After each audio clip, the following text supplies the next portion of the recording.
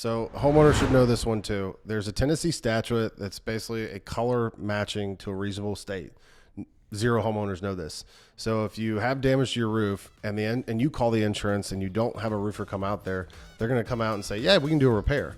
Okay, well, if the shingles do not match in lightness, kind, and color to a reasonable state, they have to replace the roof.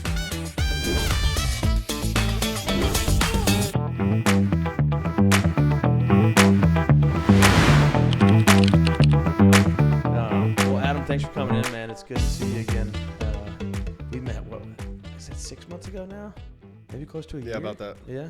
Mm-hmm. I think it was fall or summer of last year. Yep. So cool, dude. Yeah, thanks for coming in. For sure. Thanks for having me. Yeah, have you ever been in the Mullen? I have, just because of that relationship I have with my property owner. Nice. Prior property owner, I should say. Was that for your business? Yeah. Okay. Where's y'all's place at? Not even a quarter mile down the road. Oh, no shit. Yeah, which will be the future Phoenix roofing and renovation location come this summer. Sweet. Yeah. Nice. I'm So you're pumped. moving back in? Much longer story, but the commercial building will basically be the hub of all of my businesses. Right. Yeah, so all of my entertainment businesses will be there. The party bus is there. The shows are there. Late night entertainment's there. And then why not put Phoenix roofing there too? Nice. Yeah. So it's two different lots, and I could also house my trucks there, equipment, an office. You know, so I'm pretty pumped. That'll be this summer where Phoenix will have its own space, where I can bring the guys out, have our leaderboards, you know, have our sales meeting and training stuff there. So, yeah. It's a game changer for the business, dude, especially when you Yeah. have your guys. They have a place to go, a place to park their stuff. You feel more secure about it. Yeah. It's so much better. Well, let's get into. I'm interested in your businesses because you and I have similar backgrounds with the Army. We can get into that in a little bit, but Sure. Tell me about your businesses. Okay, well, the one that we're going to talk about today is Phoenix Roofing, which it's an interesting story how I kind of got into it.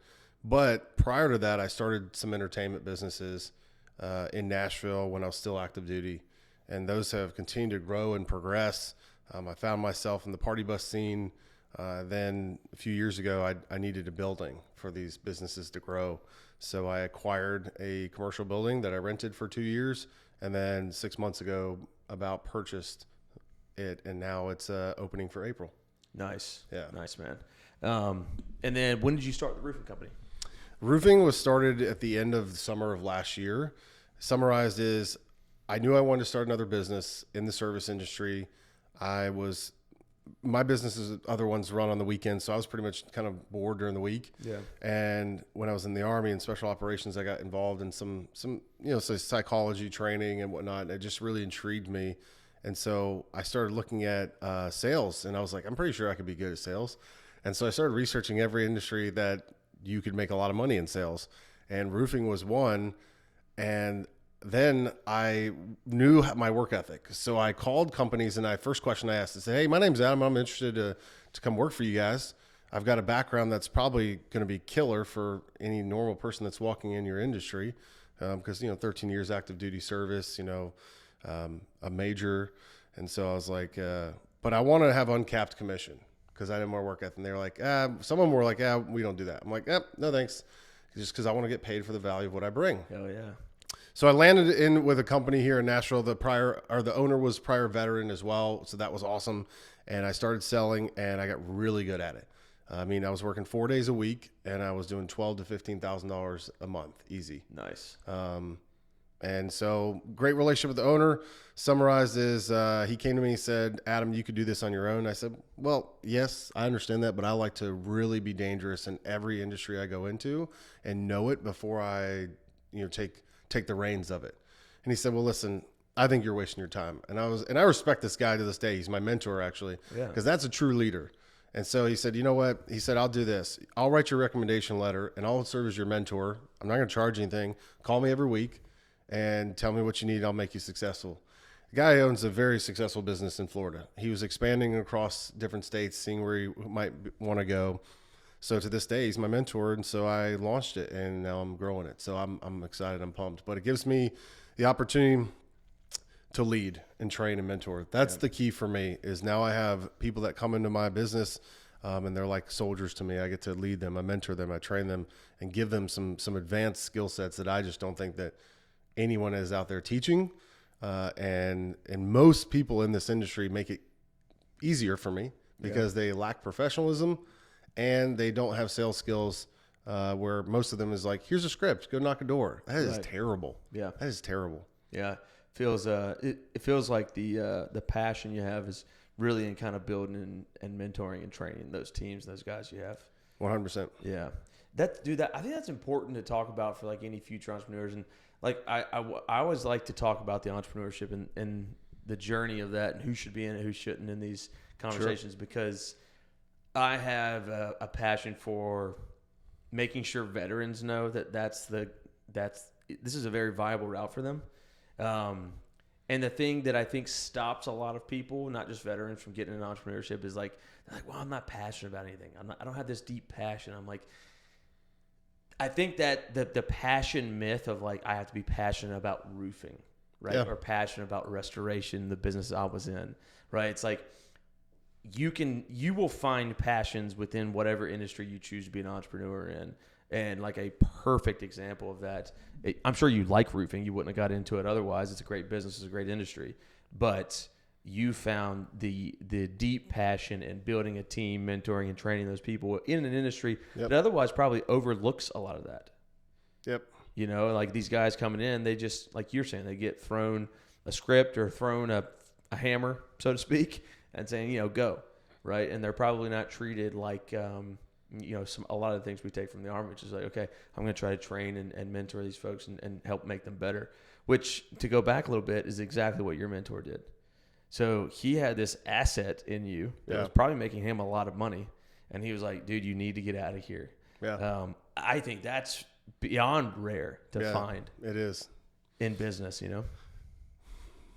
I respect that guy so much and talk to him every week I'm like, hey sir, do you got 20 minutes? We always end up talking for an hour and a half. Right. And this is a guy who, has been doing this for years. And I mean, he's not daily involved in his business. He's living life, and he's retired basically. Yeah, more or less. And he is still just pouring into me, and that's awesome. And he's not getting paid for it. No, he doesn't own no value out of it. No value out of it from him. That's so good. You're right. Do I enjoy roofing? Sure. Right. Is it the most exciting thing in the world? No. But you know what is helping people that don't have the information, don't know the knowledge that I have and how I can provide a service to them. That is, we focus in restoration. So a lot of it's, storm damage. So for them, it's a time of need. Right. Right. And so the other part that you highlighted here is, 100%. My passion is mentoring, leading, and teaching, coaching, people that come into the business. And what's interesting about this industry is, number one, what I found very rapidly is it's way so far behind in the technology space. So being a communications officer for the Army, I'm like going headstrong on how do I bring more technology into this industry, where when I first walked in the door, they were telling me how I couldn't order supplies through my CRM directly to the person's account, but I had to do it like old analog style. And I was like, what? Yeah. This makes no sense. Like the Army's better than this. That says a lot. So that I quickly figured out, and I was like, all right, I'm going to figure that out. And the other part of it, which is where my passion really came into the coaching piece, which is just, being a leader in the Army, is that what I found is the average lifespan of a roofing sales rep, according to a lot of places I found online, was 9 months. And my thing is, why? Why is that? And why can't I change that? And to me, it was a lack of a good training program. And number two, company culture. It's most important to me. But number three is bringing a corporate white collar approach to a blue collar industry.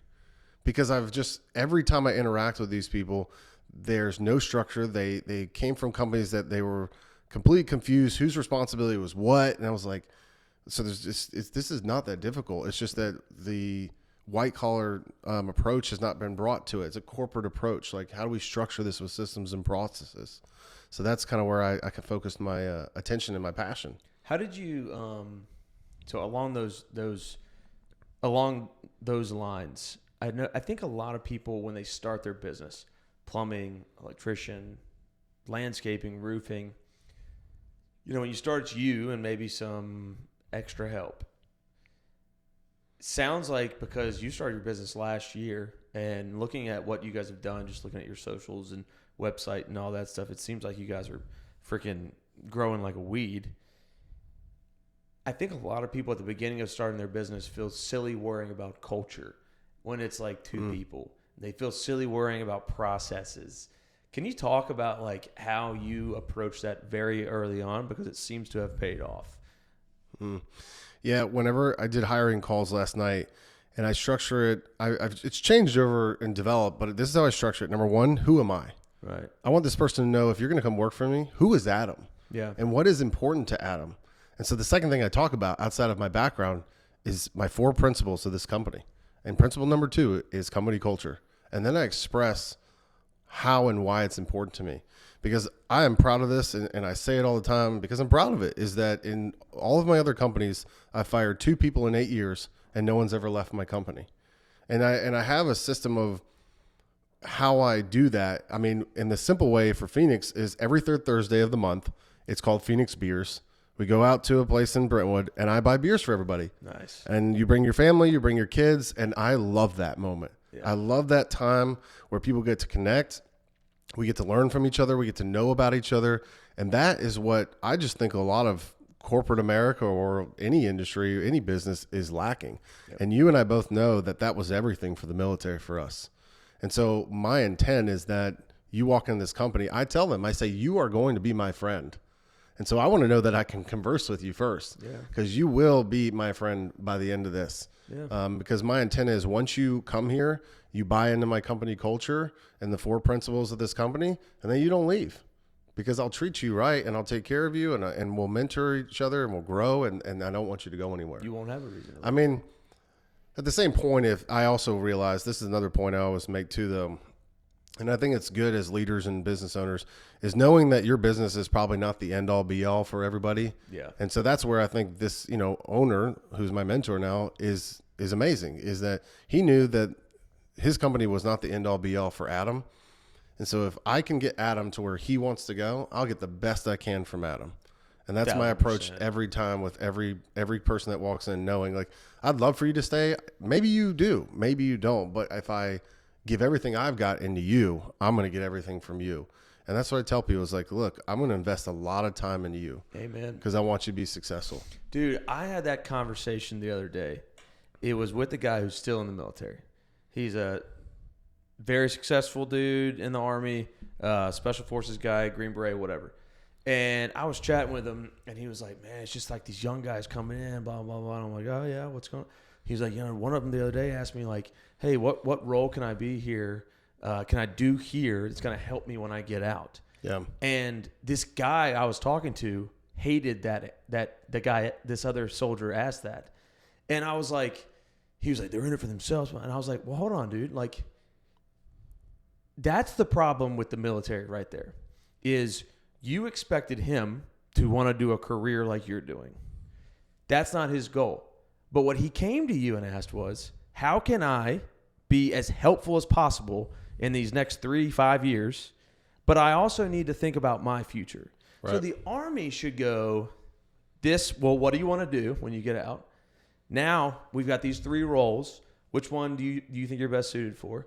You know how much better of work you're going to get out of that guy because you've listened to him, you've taken care of him, you've invested in his future even beyond the Army. He might actually end up staying in the Army. But instead, you're going to go, you're a piece of shit, and then he's going to give you very mediocre work for the next 3 years until he gets out. So, like, I say all that because it drove me crazy, because I was like, dude, this is exactly what's wrong with the military, in my opinion. But it sounds like that's exactly what you're fighting against in your business as well. It's like, hey, look, I'd love for you to be here forever, but even if you're not, how do we make sure that you can not only provide the most you can to the business while you're here, but also how much can you, where can we put you where you're going to grow and get better, not only in business, but with your family and you personally and all that stuff? There's 2 things I say every time on my hiring call to exactly what you just said, which is I say this, I go, I'm hiring sales reps, but I'm always looking for leaders. And I say what that means to you, what you should take away to that is if you come here and you can sell and you can make money, then I will develop you to be a leader if that's what you want.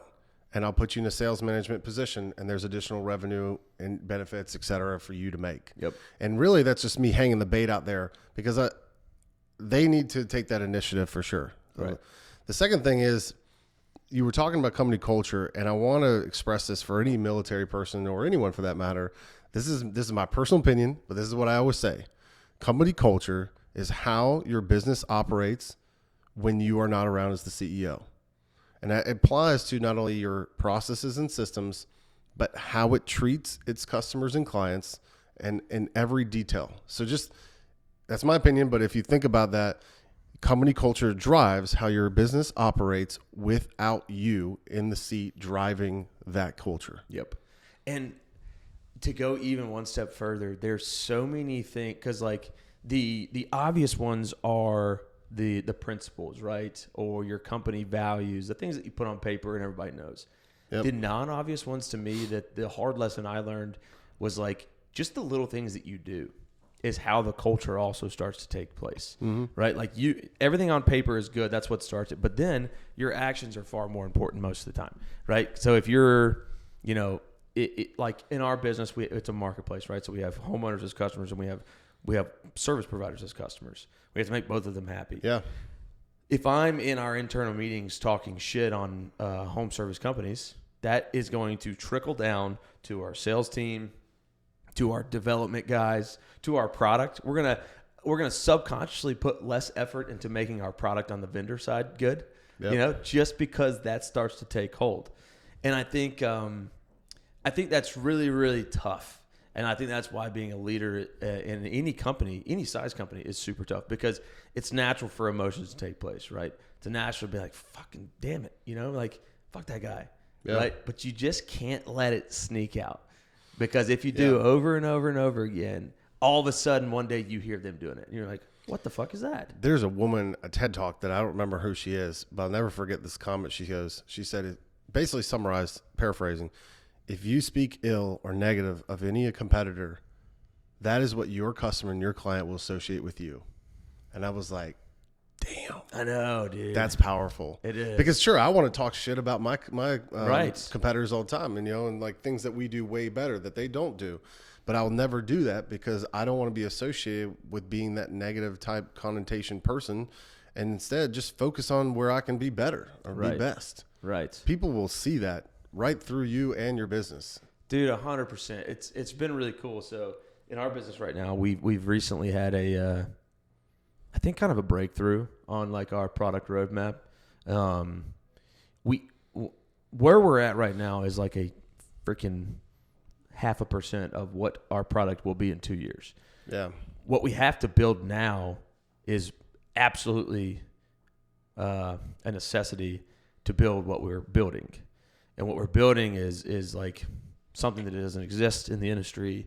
It's really a perfect timing with where AI is and all that. It's freaking cool shit. But to your point about trashing competitors, right now our product has some differentiators, but nowhere near as many as we'll have in the next 6 months based on what we're building for the future. Sure.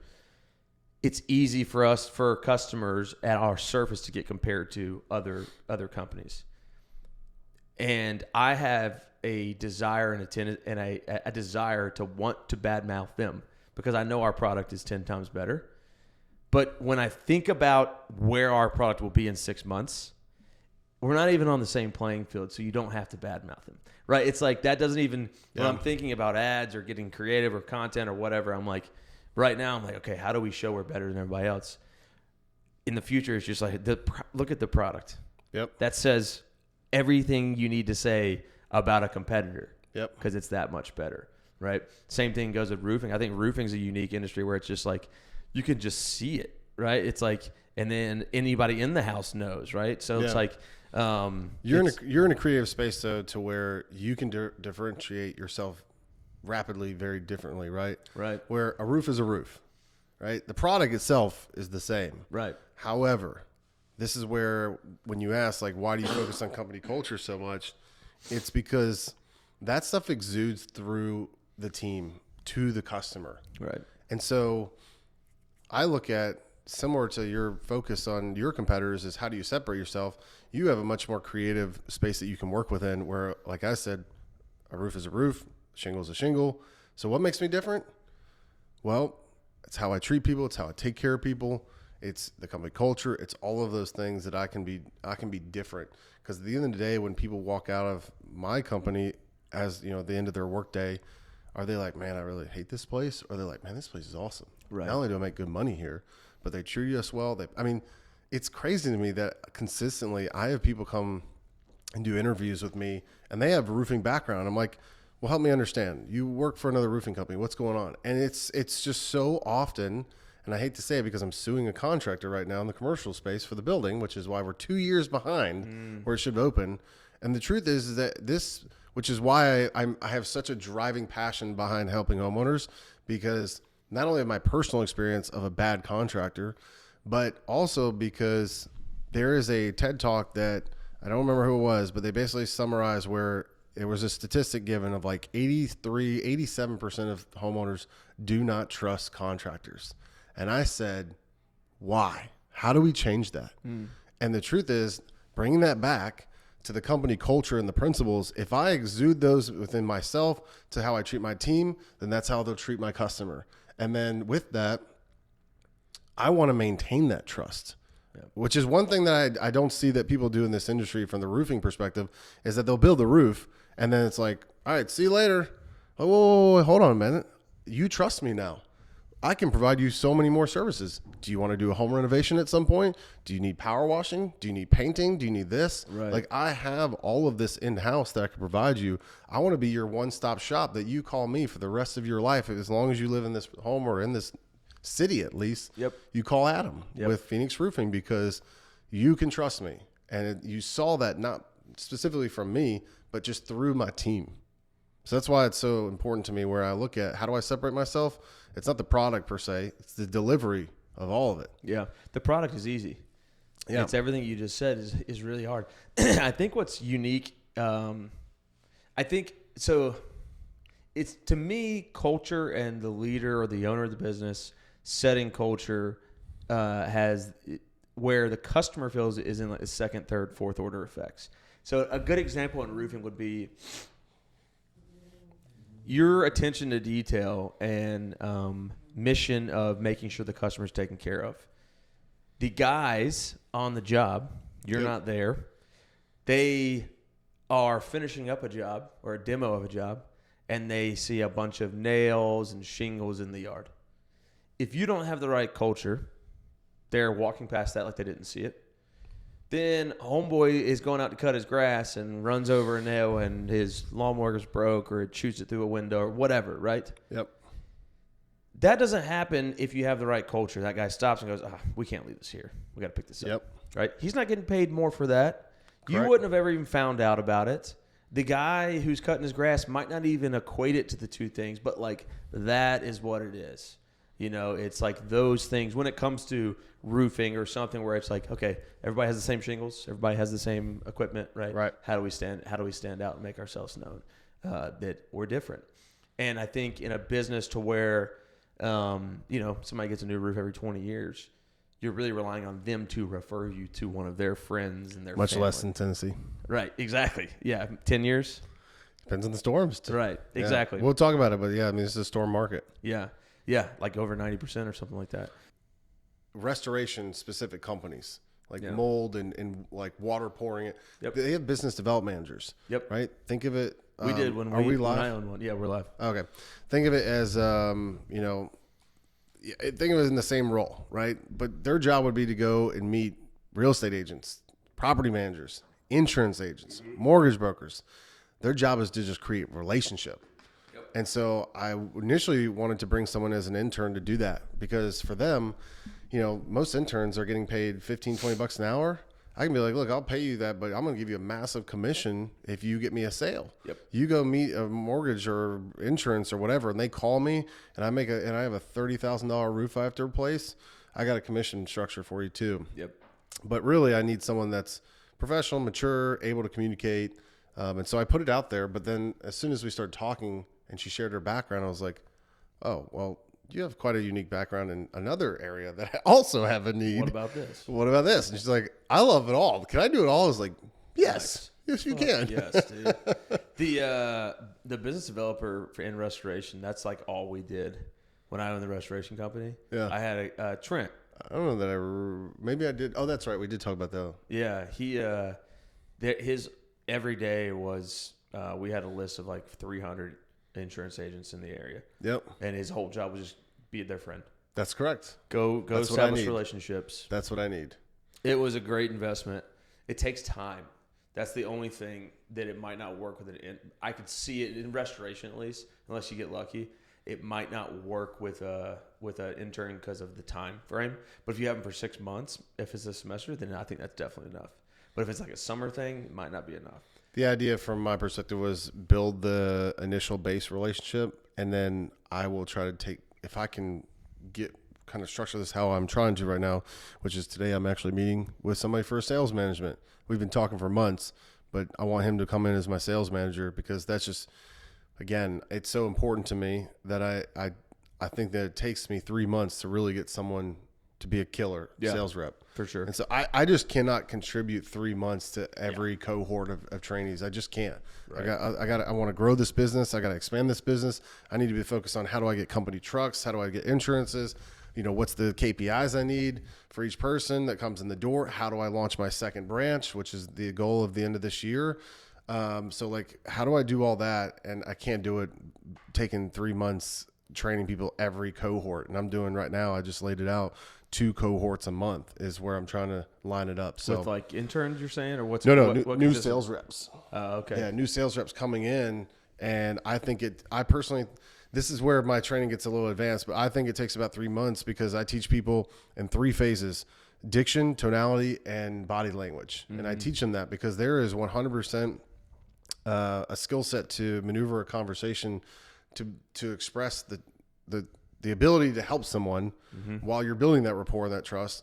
But then secondly, there is an art to closing someone at their dining room table in their home, and being able to exude the principles of this company through that conversation to know that they have, the greatest part about this industry is, truth be told, when I sit down with homeowners, they have no risk. Yeah. They have zero risk because you're not handing me any money. Right. And I'm actually just going to provide you all the answers that you need to get assistance when you have damage on your roof. But even after that, when you start to actually hand over money, you've already built that trust relationship. Right. But there's an art to closing, I believe.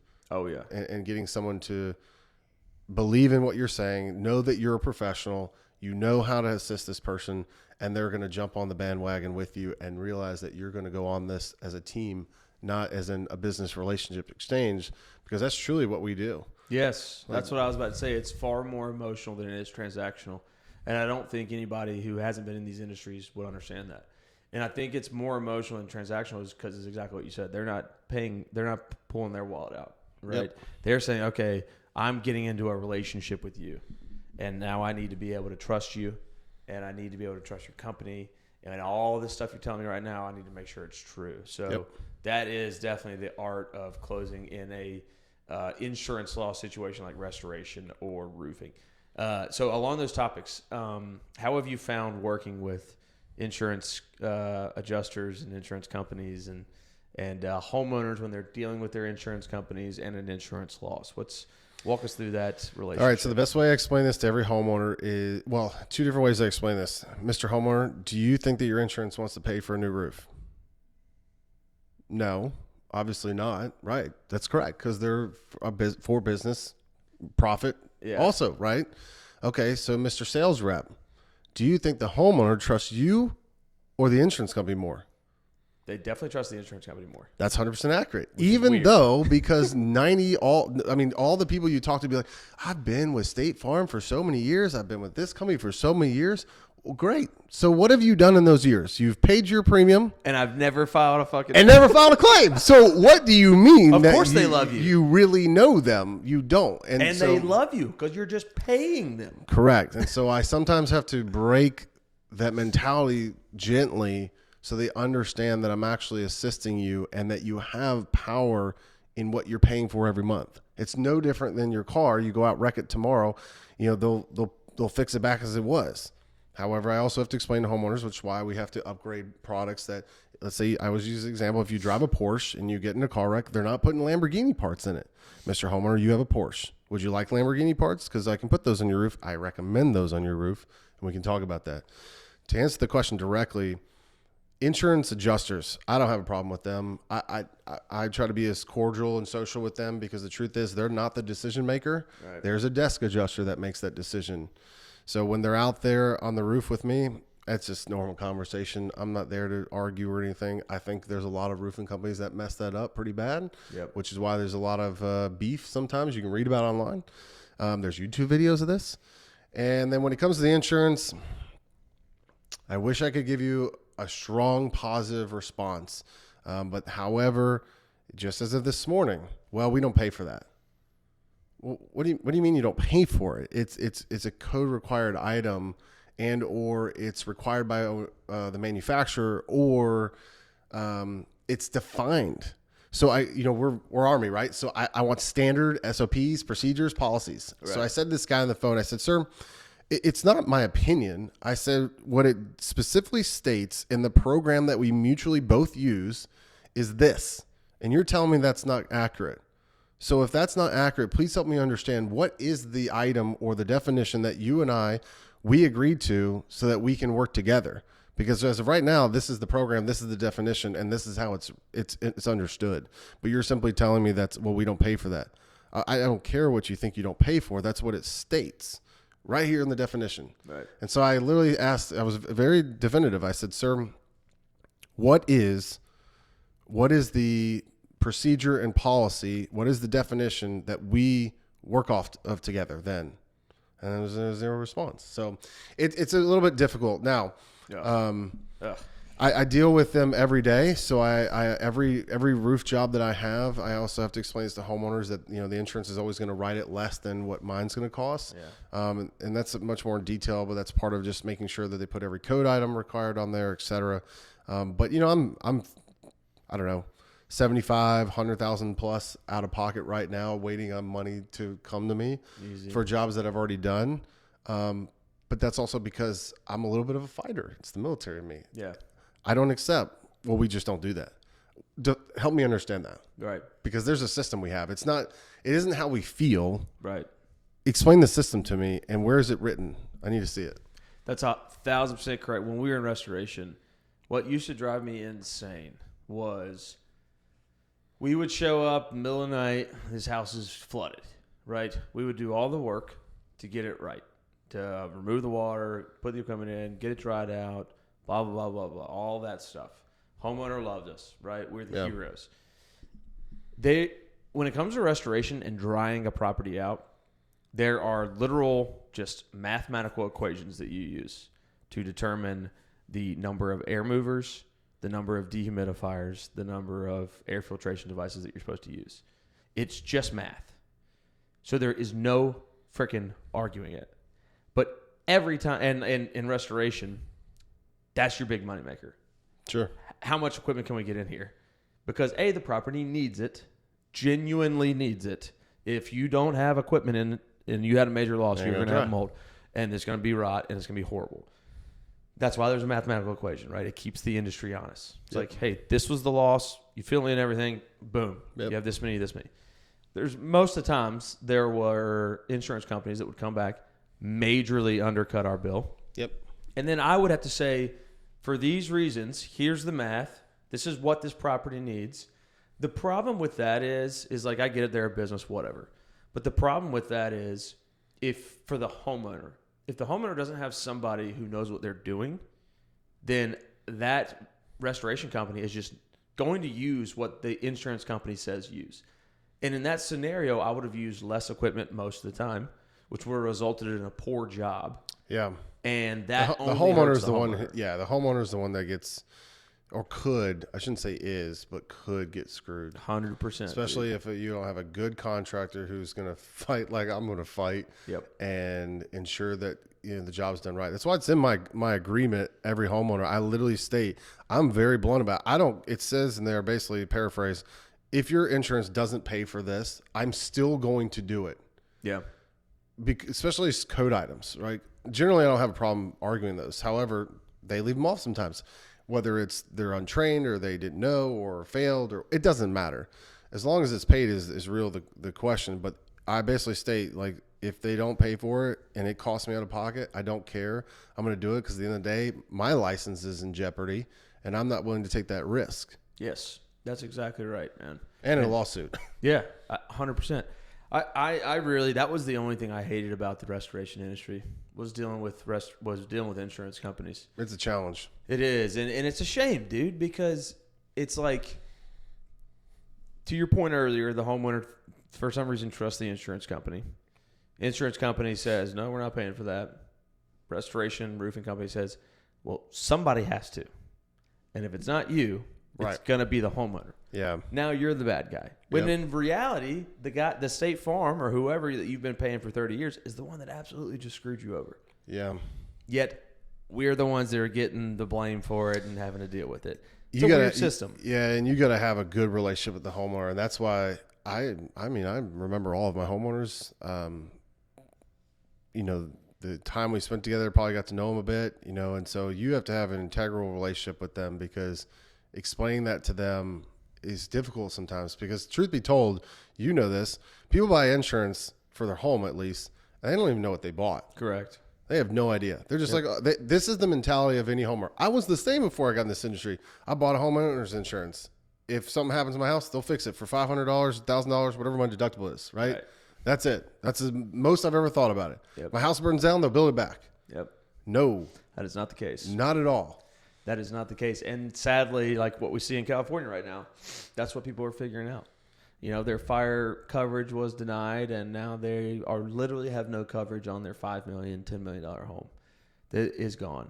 The insurance industry is one that I think is ripe for correction. I think eventually that model doesn't work anymore, which is cool, because I think our product in the future can correct some of that. So that's exciting. So what else about the roofing industry? So, let's start this way. I was talking to a guy about roofing, and he told me that out of all the home services, roofing companies have some of the lowest Google My Business rankings, just industry-wise.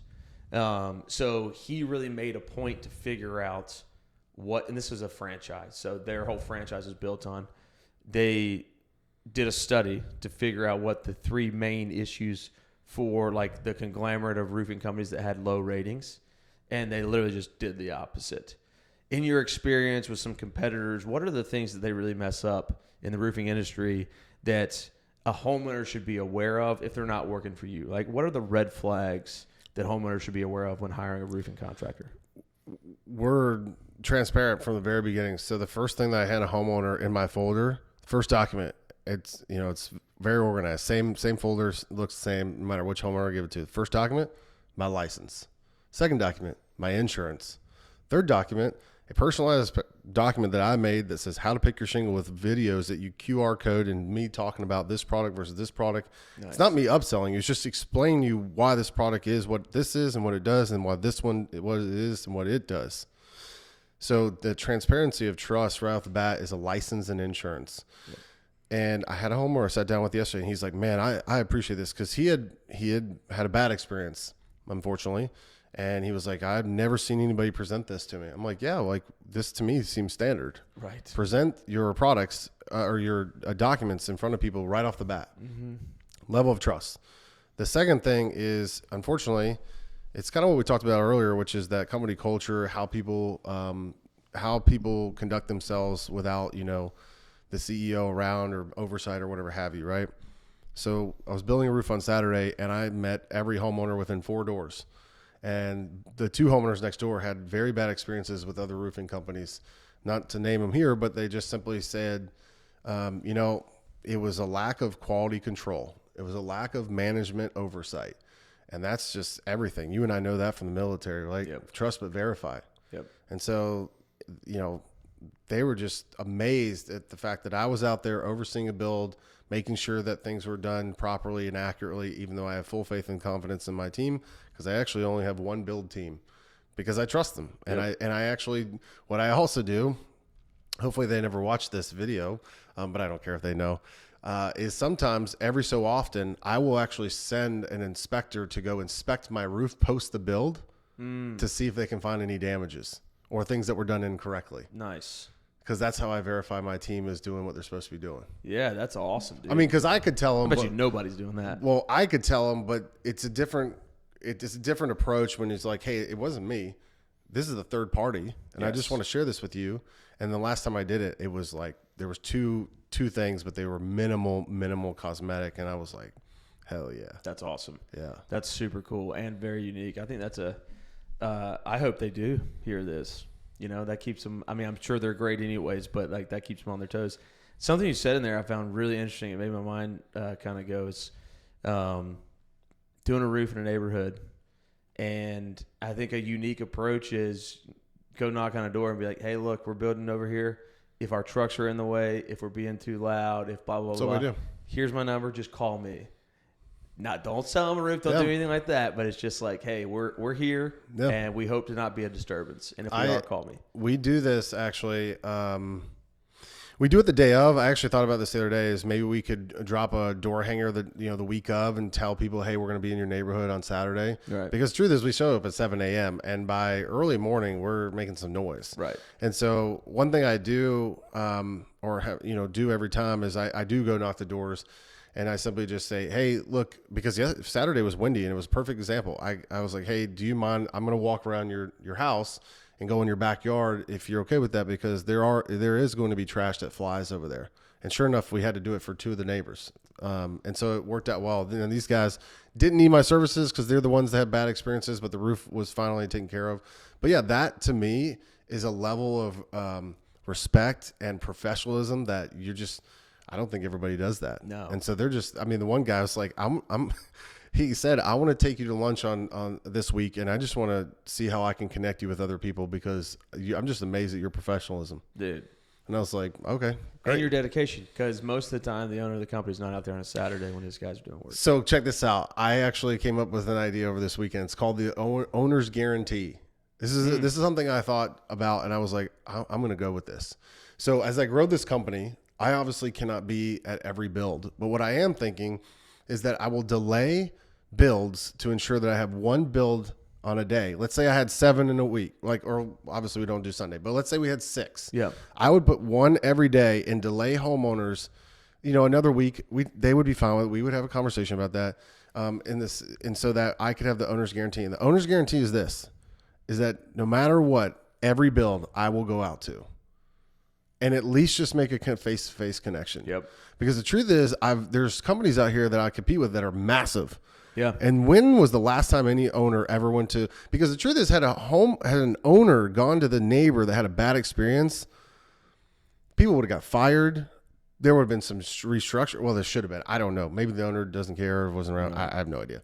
But I just was thinking about this week, and I was like, man, that's what people respect from me so much is that I'm actually there. I'm overseeing the job, and that I talked to the neighbors in case there's any concerns or whatever have you. And then I was like, what if I just did this owner's guarantee where I'm busy? I can't be at every build, but I will go by. I'll make it a dedication for myself to at least go and shake a hand and be like, hey, sir, my name's Adam. I'm the owner. And if you need anything, how's this project going on? I also want to cover one thing that just came back to my head because you actually work in this space. So trust, we talked about that, right? So here's one thing that I'm actually diving into trying to find the answer to right now is I want a system, an app, a product, whatever, where while I'm building the roof and I'm flying my drone taking pictures, I can upload those and the homeowner get immediate notification of updates on the project and build it in phases so they can understand the process. Because when we talk to them at their table, I explain the entire process to them. And when we upsell product, every time before we build the roof, I bring the homeowner out, even at 8 a.m., at 9 a.m., whatever works for them. And I show them all of the products that they paid for so that there's trust factor there. And I explain to them, what is this again and why you paid for it. And then at the midday or end of day, I bring them out again and I show it to them on their roof or in the drone photos so they can see it on their roof and understand it in full capacity of why they paid for it.